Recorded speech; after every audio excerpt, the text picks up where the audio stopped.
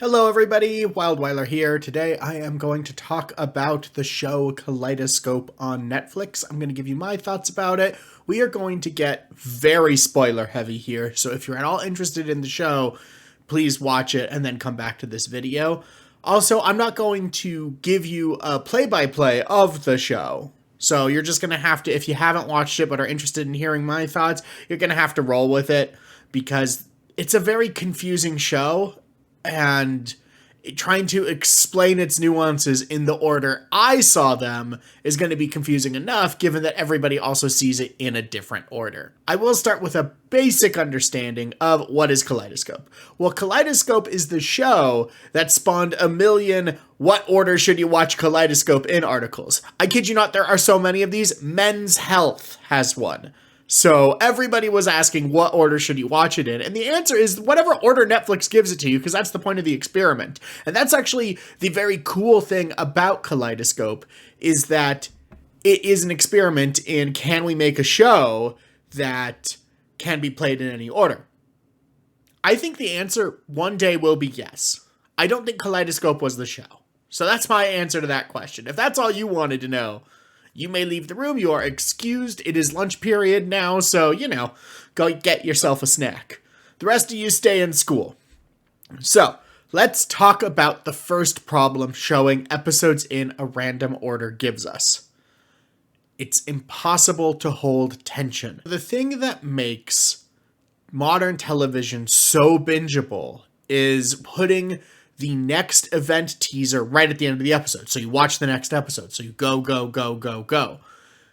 You can't do that if every episode can be played in order. If you keep setting up things at the end of episodes, people will get frustrated because either A, they already know what happened, or B, they won't have the guaranteed next episode to complete the suspense. So you kind of get ganked out of you. So the good news is Kaleidoscope doesn't do that. There's not a lot of mystery setups. That does mean all the episodes have to be kind of self-contained. And they also have to be self-contained in a way where they can show up anywhere in the plot. So there is no real cross-episode drama.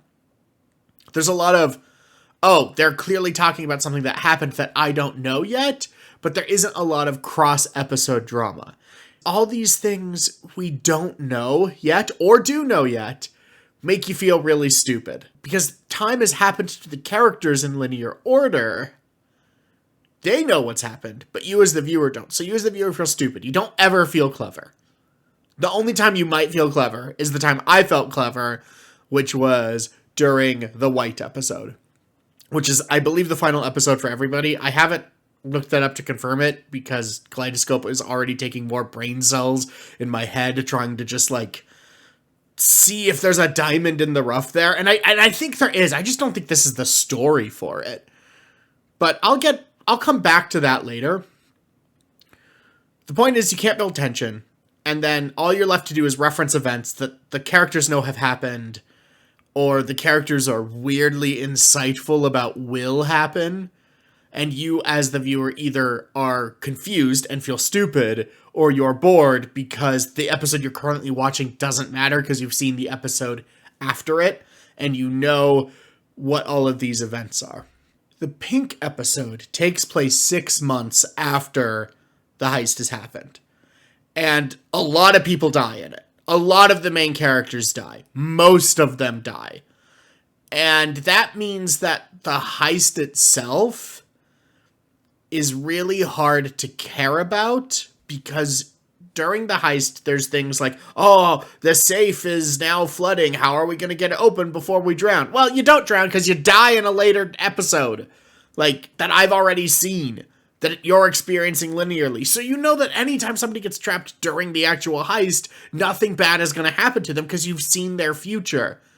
And you know it pretty well because they spend the episode in the future talking about what went wrong, so you know the direct aftermath of the heist. You know who was there and who wasn't and who showed up when. So it just makes the heist so boring. They spend forever to get in the vault. This thing behind me is part of the vault, and they have to walk from one side to another, and they do something cool with bees. It's cool, but you already know that they got into the vault because the Pink episode opens with a flashback, which is really confusing. If you're doing a show that you can play out of order, don't have flashbacks. Like, just don't, why? Why are you doing that? That should be in the episode that takes place in the past. They do a really cool thing with bees. It doesn't matter though, because you know they got into the vault because the pink episode starts with a flashback showing them opening the armored car with their ill-gotten gains in it.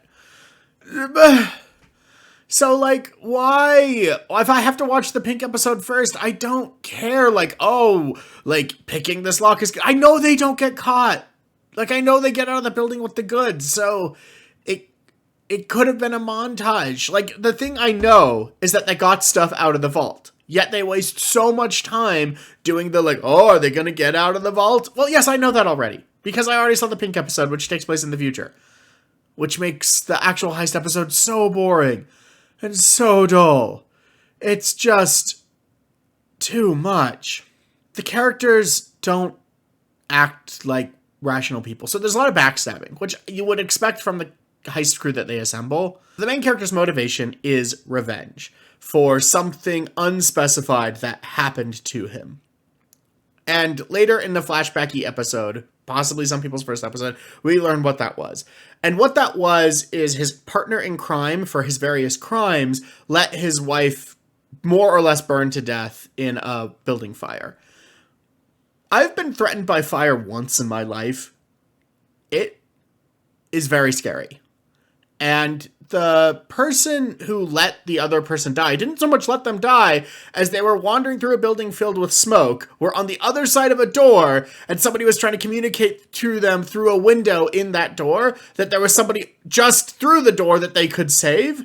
And you get the impression that they understand that, but also the building's on fire. And there's kind of a reason in airplanes they tell you to put your mask on first, because in an emergency situation, the best way for the most people to survive is if everybody worries about their own safety first. And I'm not talking like pushing people out of the way while you leave. That's bad. I'm talking about your job should be trying to get to the exits. And the thing is that guy passes firefighters coming into the building on his way out of the building. You know, the people with axes and stuff who are there to save people. So it's, you know, it's not maybe something to hold a huge grudge over if you're a third party. Which is to say, Leo, the main character, Giancarlo Esposito's character, could hold this hatred and revenge. And his purpose of doing the heist is to get revenge. And that could make sense. But at no point in time did the other heisters be like, hey, this guy chasing revenge is going to jeopardize everything because his goal isn't to get the money, it's just to get revenge. And the other characters don't have that conversation with each other. Some of them have that conversation with him, but the point is a lot of the backstabbing would have been done slightly differently if the show didn't have a quote-unquote main character. Because all the other characters that are only in it for the money would have stuck to that much better. Because the whole twist of the show is that they don't get the money. The bad guys win. And how did the bad guys win? Because at one spot in the heist crew has $7 billion. And they put it in an elevator that none of them get into with the money. And it goes up to the parking garage because they're in an underground vault. And then their guy with the armored car is supposed to load it into the armored car.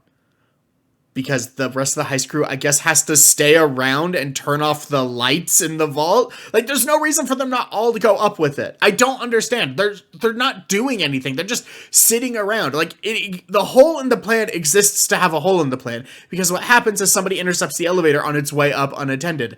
If I was in a heist crew, and I was going to get my share of $7 billion, I think I would have somebody with the money at all times once you get it out of the vault. As soon as you have it out of the vault, everybody's going to want to keep their hands on it or their eyes on it at all times. I figured out what was going to happen in that episode. I think you as the viewer are supposed to. I'm not that clever of a person, but it was one of those like, oh, that's where the money disappears. And then later a guy leaves the building with a whole bunch of FedEx boxes and you're like, oh, yep, that guy has the real money because somebody did a switcheroony on the cash in the vault. And that's exactly how it happens. And it's really stupid because it is so obvious, and it would be so obvious to the heisters as well. The other problem is the show has too many antagonists. One of the heisters is an unhinged person that tries to kill the rest of them. And everybody knows it. And the thing is like, that guy alone would do what I just got done saying and stay with the money the whole time. except for this one event where he lets the money go unseen. As soon as he comes up to the parking garage, after calling the elevator back down and then going up, he tries to shoot the driver. Like, the point is this guy would not leave the money alone. He is the big antagonist that carries from episode to episode for the most part, causing actual story drama. There's another character who's an FBI agent whose motivation doesn't make any sense. So basically, she enters the story about halfway through when the main character, Leo, breaks out from prison 7 years before the heist happens. And at the time, she is an abuser of prescription medication. She has a problem. This guy escapes from prison and she's with the FBI, and her job is to investigate it. And basically, the investigation leads to them thinking he's dead.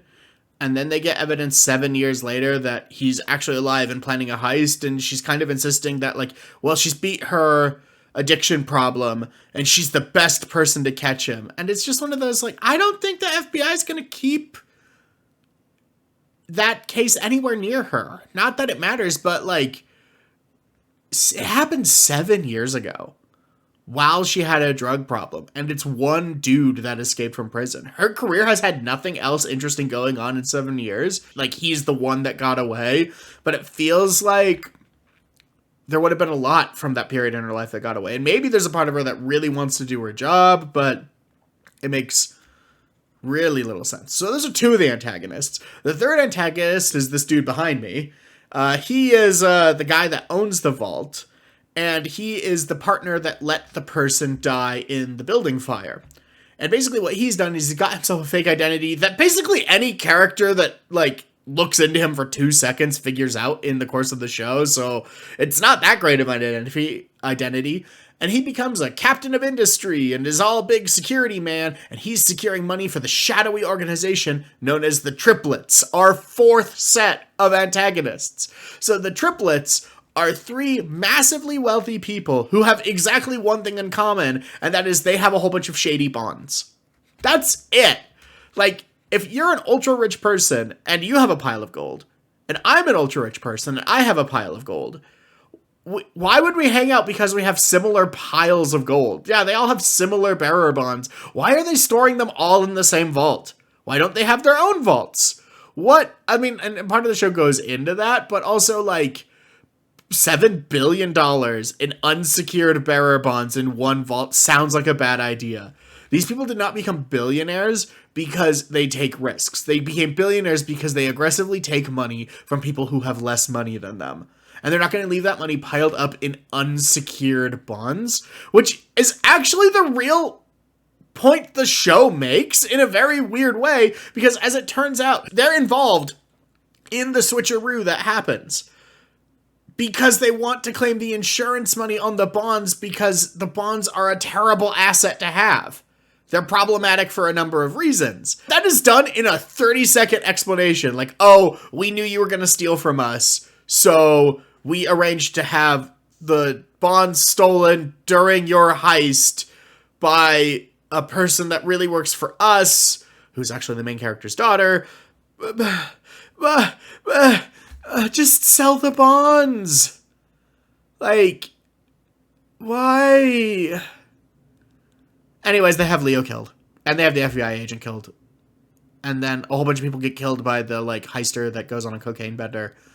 And there's, like, 2 of them left alive at the end. Ta-da. But it's so boring. Like, I cannot explain how nowhere it goes. Like, the closest thing the show takes to making a stance is one character after explaining that, like, yes, I actually stole the bonds and I did it for the Triplets, and they're gonna claim it as an insurance loss. She's like, the rich get richer.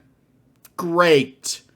The whole escape fantasy of a heist movie is that you can take something from the rich. I'm gonna let George Clooney explain it.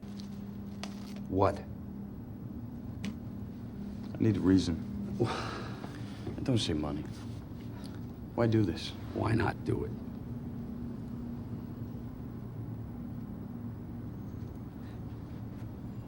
Because yesterday I walked out of the joint after losing 4 years of my life, and you're cold decking Teen Beat cover boys. Because the house always wins. Play long enough, you never change the stakes, the house takes you. Unless, When that perfect hand comes along, you bet big, and then you take the house. Been practicing that speech, hadn't A you? little bit. Did I rush it? Felt like I rushed No, it was it. good. I liked it. Team beat thing was harsh. Not that everything has to have a happy ending. We could have gone full, they get the money and tear each other apart, but the fact that the rich people got the money and then also claimed that they lost the money so they double it because apparently you can get a $7 billion insurance plan on unsecured bonds. So also, what insurance company could cover that? I wanted it to be so good, and it just wasn't. But the thing is we could make it better. It's not a heist show. It is a heist show. The better version isn't a heist show. Because the cool thing is, like, let's make a story that you can tell in any order. I think the thing is, though, you have to make that temporal nature part of the story. The story has to involve time somehow. I almost wonder if the experience would be better as a movie.